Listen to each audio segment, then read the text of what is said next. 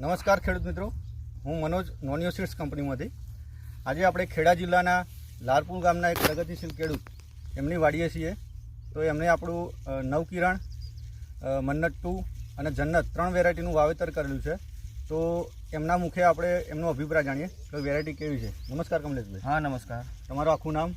પટેલ કમલેશભાઈ સોમાભાઈ પટેલ, લાલપુર ગામ લાલપુર, તાલુકો કપરવત, જિલ્લો ખેડા.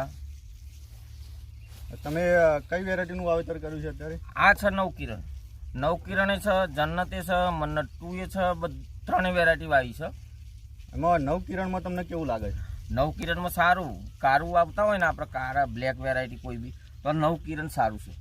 એનું ફૂડ સેટિંગ સારું આવે છે. પછી બીજું એક એ તરબૂચમાં સુગર બી વધારે આવે.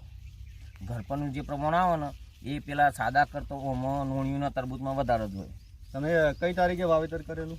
28 જાન્યુઆરીએ મેં રોપા લાયા હતા. બરાબર, 28 જાન્યુઆરીએ ચોપ્યા હતા રોપા. બરોબર.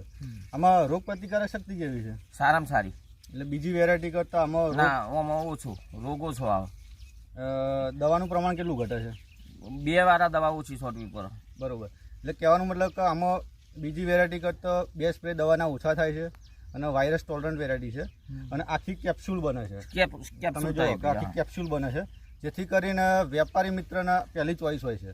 અને ફૂલ્લી આ તમારે ટ્રાન્સપોર્ટ માટે, લોંગ ટાઈમ ટ્રાન્સપોર્ટમાં જે ખેડૂતો નાખતા હોય એના માટે સુટેબલ વેરાયટી છે. તો તમે બીજા ખેડૂતોને શું ભલામણ કરો આ વેરાયટી વિશે? વવાય આ કારું, વવાય આ કારું વાવતા હોય એમના માટે નવકિરણ સારું છે. જન્નત મન્નત બી સારું છે. ઓને કારા કરતા પાછો ₹2 કિલો એ ભાવ વધારે આપો વેપારી. ઓકે, બજારમાં. હા, થેન્ક યુ.